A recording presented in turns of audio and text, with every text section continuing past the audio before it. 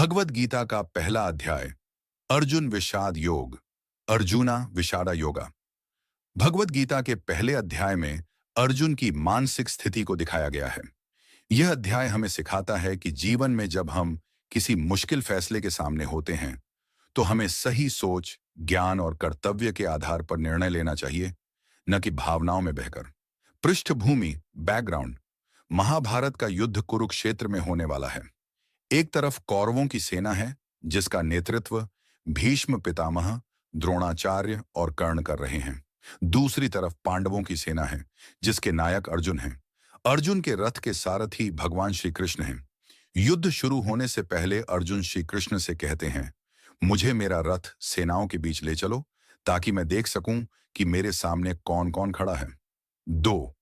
अर्जुन की दुविधा और मानसिक संकट। जब अर्जुन अपनी ही सेना और विरोधी पक्ष को देखता है तो वह भावनात्मक रूप से कमजोर हो जाता है। वह देखता है कि उसके सामने भीष्म पितामह, गुरु द्रोणाचार्य, भाई, चाचा और दोस्त खड़े हैं।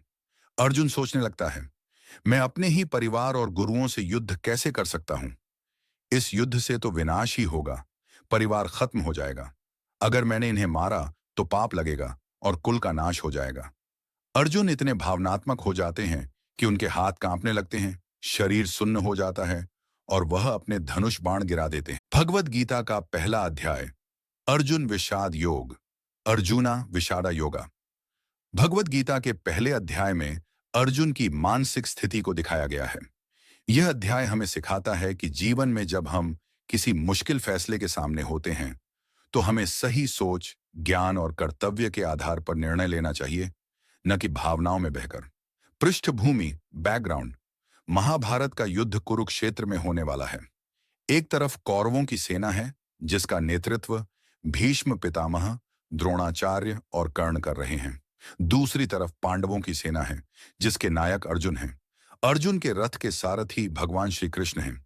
युद्ध शुरू होने से पहले अर्जुन श्री कृष्ण से कहते हैं, मुझे मेरा रथ सेनाओं के बीच ले चलो ताकि मैं देख सकूं कि मेरे सामने कौन कौन खड़ा है।